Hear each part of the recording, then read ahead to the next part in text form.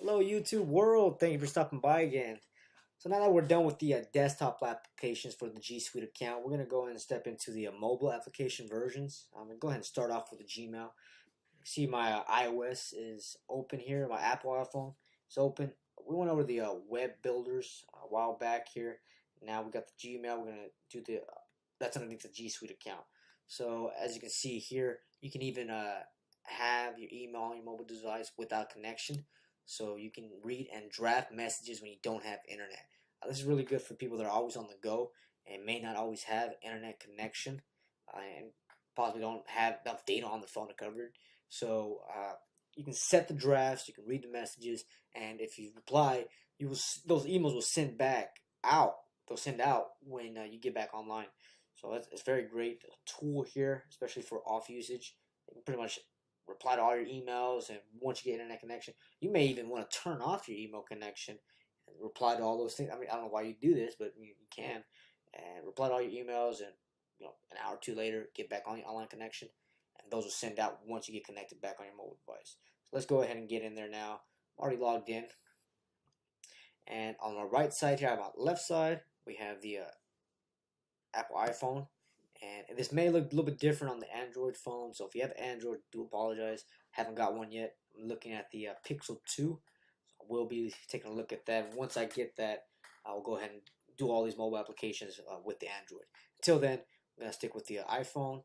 On the right side is the Gmail for the desktop version. It's not even desktop version. It's on my browser, on the browser, actually the browser. Firefox browser. Firefox Quantum. To be exact. Here you go. And that's the newest Firefox browser. I do recommend to get on that one if you haven't already. Anyway, digress a bit. Let's go into the, so I'm just step by step here. If I hit the hamburger menu on top left, I am using mobile device here. Top left, you'll see at the very top the logo, and there's a drop down menu, or arrow, excuse me. The arrow will go up if you click on it, and you can manage accounts. And here you can actually add your other accounts. So if you have another Gmail account, if you have iCloud, Outlook, Office 365, Yahoo, you can add all those accounts. Now those are very self-explanatory. You just have to log in. Now of course, this is other IMAP. What is the other IMAP, you may ask? Now other IMAP is for another email server that's not on this list here. Possibly your hosting provider. So if you're with GoDaddy, top of my head, SiteGround, Bluehost, HostGator, etc., and you're using their email servers, you would want to select the other IMAP, and here you will go ahead and put in your email, the email that you have with that email server. Let's just put test. I'm just gonna walk you through. I can't connect all the way because I don't use another email server here, but I can at least walk you through this step. So here on the username, you may be tempted to put in a username if you have, like an admin or one that says email or support as the username, the actual username. But don't do that. So keep the entire email address on there. That's what it pre-fills in for you. So keep that entire email address as the username. The password, that's not going to be the Gmail account password that you're currently on. That's going to be the password that you log in into your email server for that email address. So use that one. Of course, your IMAP server, that's going to be specific to whichever email server you have. If it's HostGator, it's Bluehost, if it's GoDaddy, if it's your uncle's email server in his basement, whatever it is, you're going to have to put that IMAP server.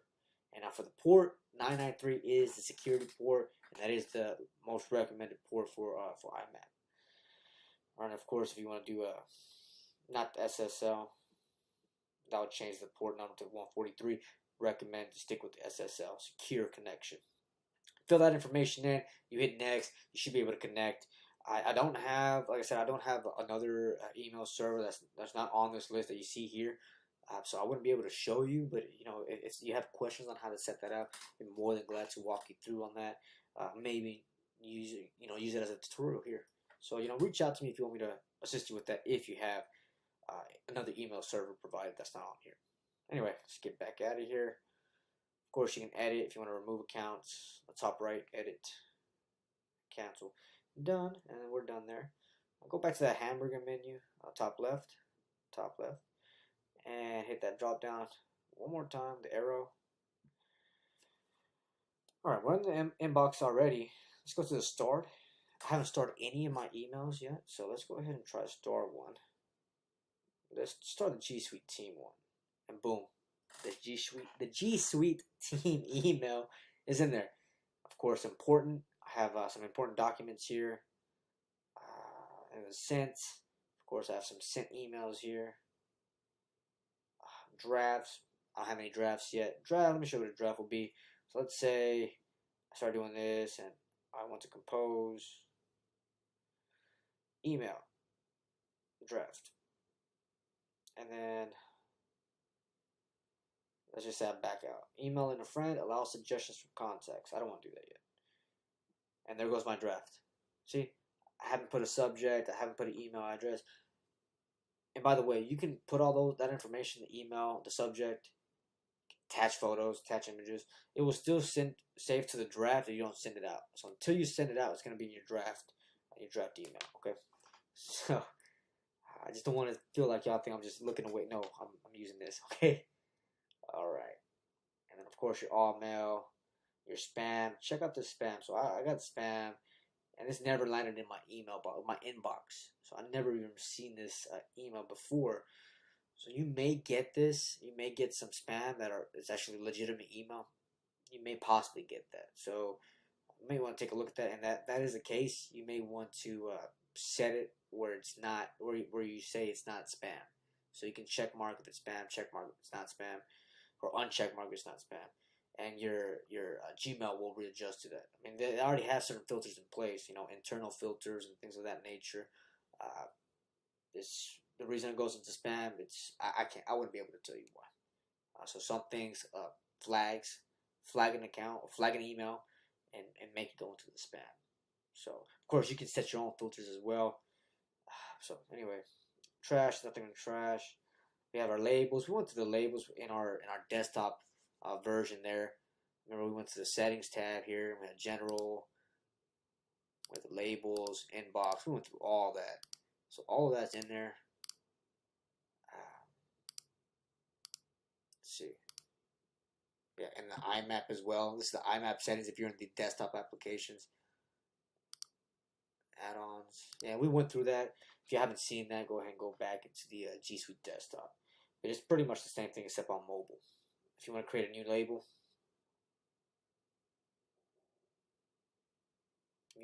one, and there's nothing on new label one, but there's my new label. All right, and then your settings, show sender images. Of course, these are the Google apps that you have. You can also reset to system defaults. I wouldn't do that right now. Google usage date ID. Usage ID is a small piece of text that is sent along with information about your use of Google products. This information won't be used to identify you, and is not associated with your Google account. It is used to improve Google's products and services for everyone. So take that however you'd like. And of course, send feedback. If you have feedback about your experience, good or bad, Google's always wanting to hear that. They're always wanting to hear that. So, of course, your help desk, browse all articles, and it goes through articles.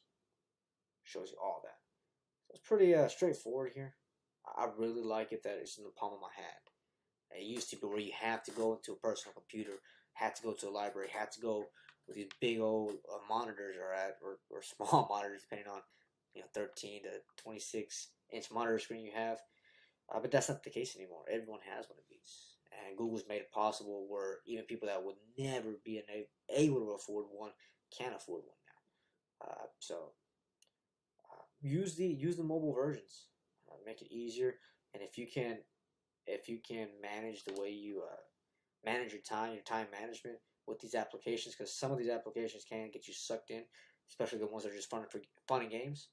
But if you stick to the ones that that are meant for your productivity, for your business uses, go with the mobile version. You can be outside walking your dog. I almost said it. I was gonna say at the movies. Don't send out emails at the movies while you're at the movies. You may get kicked out. Anyway, so that's going to be it for the mobile version of Gmail. Thank you for stopping by. See ya.